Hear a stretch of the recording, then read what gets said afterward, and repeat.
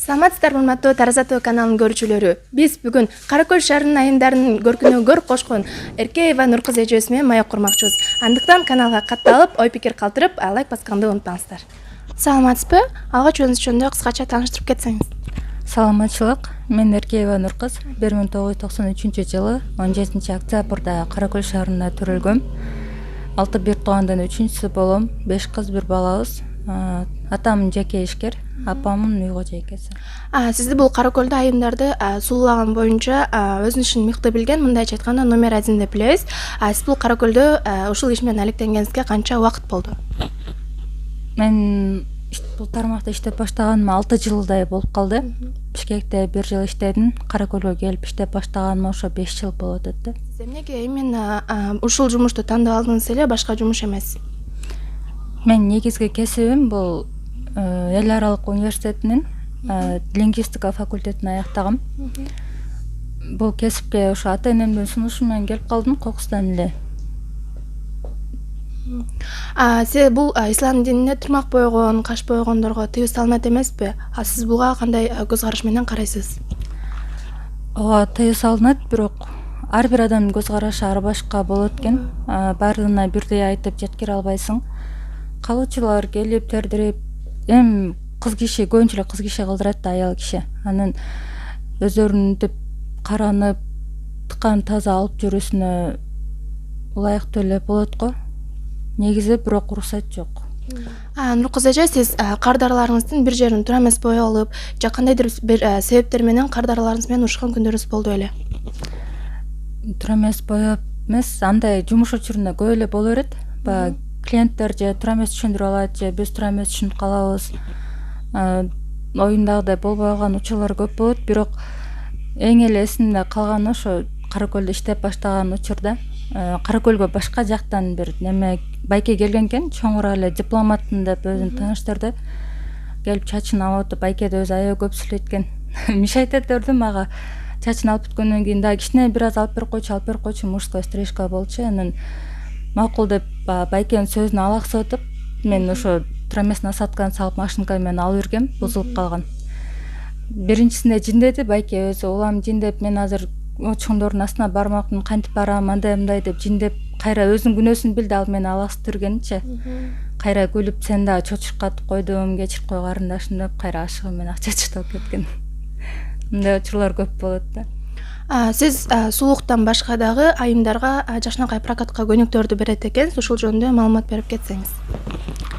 Ооба, мен бул нерсе деле мага кокустан пайда болуп калды. Мен өзү башында негизги тандаган кесибим бул дизайнерлик болчу да. Мен ушундай нерселерге аябай кызыкчумун, бирок атам менен апамдын сунушу эметип калды да, ал ар кандай нерсе болуп калат турмушта.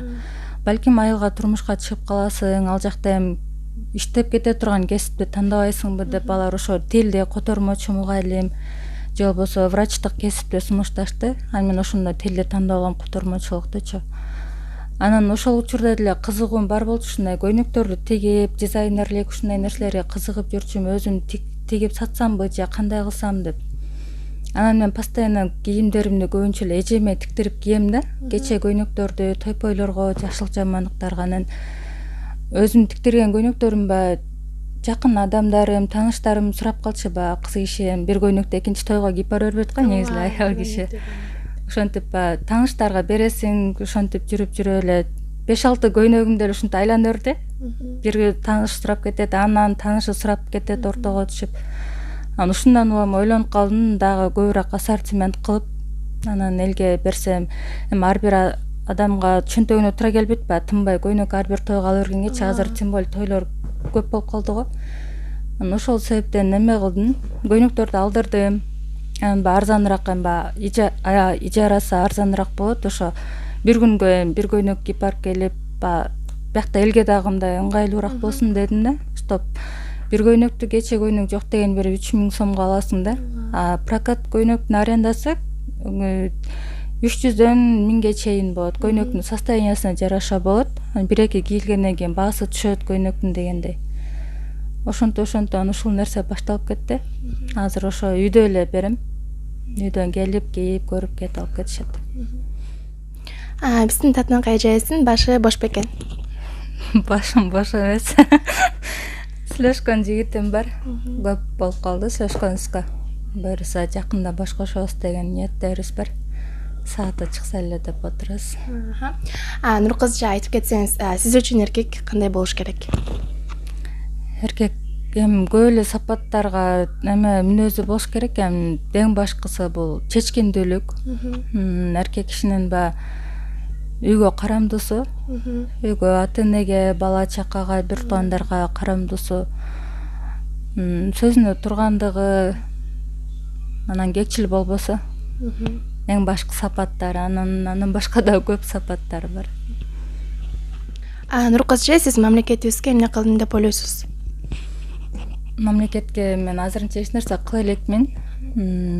Буюрса жакынкы араларда мүмкүнчүлүк болуп калса, шарт болуп калса кылабыз деген аракеттер бар, ниеттер бар. Эми мамлекетке пока билбейм, эч нерсе эле кыла элекмин. Эми кичинекей мындай жеке нерселерди кылып келебиз, эми ал айтылып көрүнө турган деле нерсе эмес да.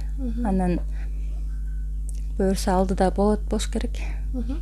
Нуркызжа, биздин Таразатуу каналынын көрүүчүлөрүнө эки ооз сөз сүйлөп кетсеңиз, эркин микрофон. Биринчиден баардыгыбыздын карман орозолорубуз кабыл болсун. Ошо орозодо кылган баардык дуа ниеттерибиз баардык кабыл болсун деп айтып кетем. Экинчиден ошо сиздерге чоң рахмат. Ишиңиздерге ийгилик. Буюрса алдыда жакшы нерселер тартып, чоң жетишкендиктерге жетишиңиздерди каалайбыз. Буюрса ошо Кара Көл ичинде эле эмес, бүткүл Кыргызстан боюнча, колдон келсе дүйнө жүзү боюнча алдыңкы каналдардан болушуңуздарга тилектешмин. Анда эмесе Нуркызжа, сиздин алтын убактыңызды бөлүп бизге интервью бергениңизге чоң рахмат. Ишиңизге ийгилик, сизге көп жакшылыктарды каалайбыз. Рахмат, сиздерге да чоң рахмат.